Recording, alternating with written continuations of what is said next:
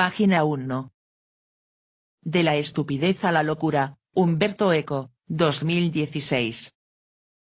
Cómo vivir en un mundo sin rumbo. La obra póstuma de Umberto Eco, que el autor entregó a imprenta pocos días antes de morir, es una selección de artículos inéditos en España, seleccionados por él mismo. El libro póstumo de Umberto Eco es una sucesión de pequeños placeres intelectuales. Una recopilación de artículos de prensa, publicados a lo largo de 15 años, que nos ofrece a un Umberto Eco lleno de humor, unas veces incisivo, otras, tierno, pero siempre crítico con su tiempo. Por estas piezas se pasean hombres y mujeres de relevancia internacional, pero también algunos de los personajes de ficción más amados por Eco, como James Bond o los protagonistas de algunos de sus cómics favoritos. Y vuelve, como siempre, la nostalgia por el pasado perdido, la reflexión irónica sobre el poder y sus instrumentos, y la crítica a un consumismo que nos deja llenos de objetos y vacíos de ideas. Genio, sabiduría y sentido del humor, de todo hay en este libro, una despedida digna de un gran maestro. Umberto Eco, 1932-2016, fue un intelectual italiano de renombre internacional, cuya obra es fundamental para entender la historia del siglo XX y de nuestros días. Nacido en Alessandria, Piamonte, fue titular de la Cátedra de Semiótica de la Universidad de Bolonia y director de la Escuela Superior de Estudios Humanísticos en la misma institución. Desarrolló su actividad docente en las universidades de Turín, Florencia y Milán, y dio cursos en varias universidades de Estados Unidos y de América Latina. Entre sus obras más importantes publicadas en castellano figuran, Obra abierta, Apocalípticos e integrados, La estructura ausente, Tratado de Semiótica General, Lector in Fabula, Semiótica y filosofía del lenguaje, Los límites de la interpretación, Las poéticas de Joyce, Segundo diario mínimo, El superhombre de masas, 6 paseos por los bosques narrativos, Arte y belleza en la estética medieval, sobre literatura, Historia de la belleza, Historia de la fealdad, A paso de cangrejo y decir casi lo mismo. Su faceta de narrador se inicia en 1980 con El nombre de la rosa, que obtuvo un éxito sin precedentes. A esta primera novela han seguido El péndulo de Foucault, 1988, La isla del día de antes, 1994, Baudolino, 2001, La misteriosa llama de la reina Loana, 2004, y El cementerio de Praga, 2010.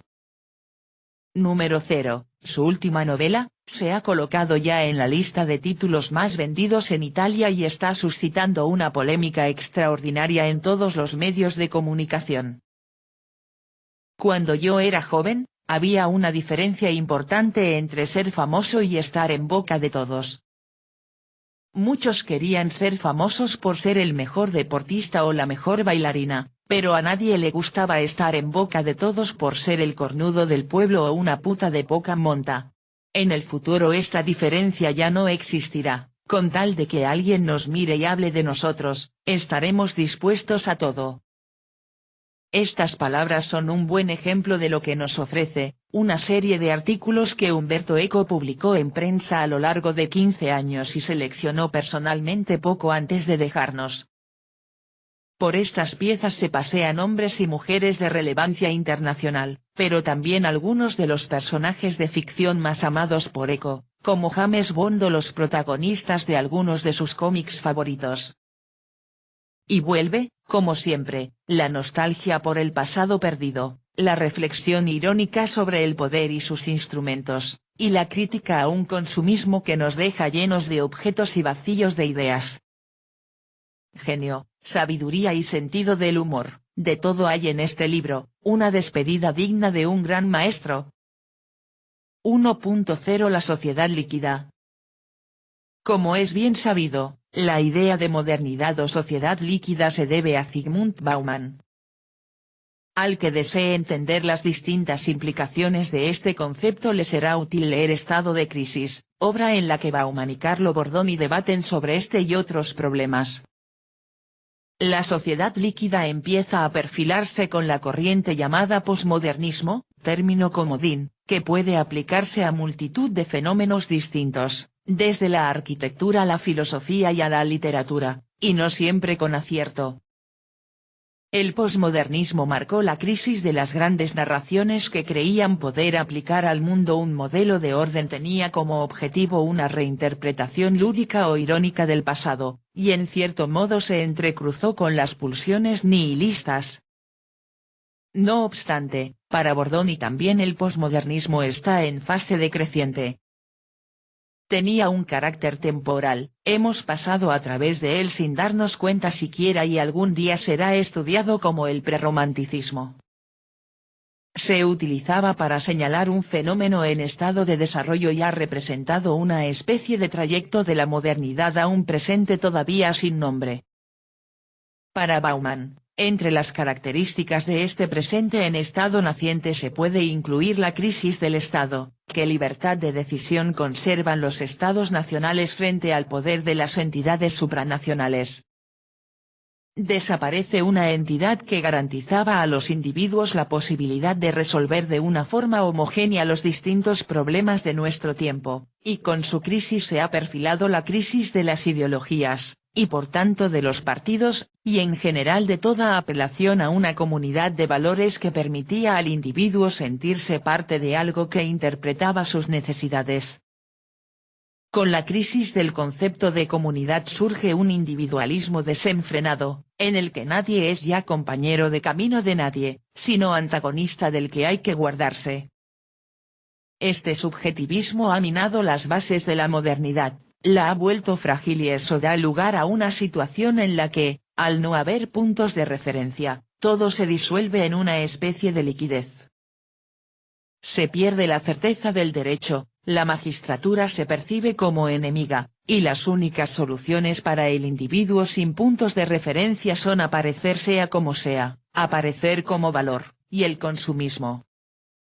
Pero se trata de un consumismo que no tiende a la posesión de objetos de deseo con los que contentarse, sino que inmediatamente los vuelve obsoletos, y el individuo pasa de un consumo a otro en una especie de bulimia sin objetivo. El nuevo teléfono móvil nos ofrece poquísimas prestaciones nuevas respecto al viejo, pero el viejo tiene que ir al desguace para participar en esta orgía del deseo.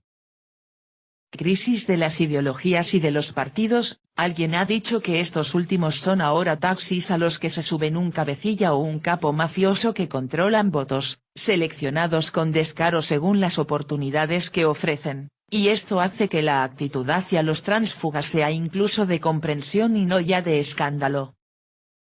No solo los individuos, sino la sociedad misma viven en un proceso continuo de precarización. ¿Hay algo que pueda sustituir esta licuación? Todavía no lo sabemos, y este interregno durará bastante tiempo. Bauman observa que, desaparecida la fe en una salvación que provenga de las alturas, del Estado o de la revolución, es típico del interregno el movimiento de indignación. Estos movimientos saben lo que no quieren, pero no saben lo que quieren. Y quisiera recordar que uno de los problemas que se les plantean a los responsables del orden público a propósito de los bloques negros es que no es posible etiquetarlos, como se hizo con los anarquistas, con los fascistas o con las brigadas rojas. Actúan, pero nadie sabe cuándo ni en qué dirección, ni siquiera ellos.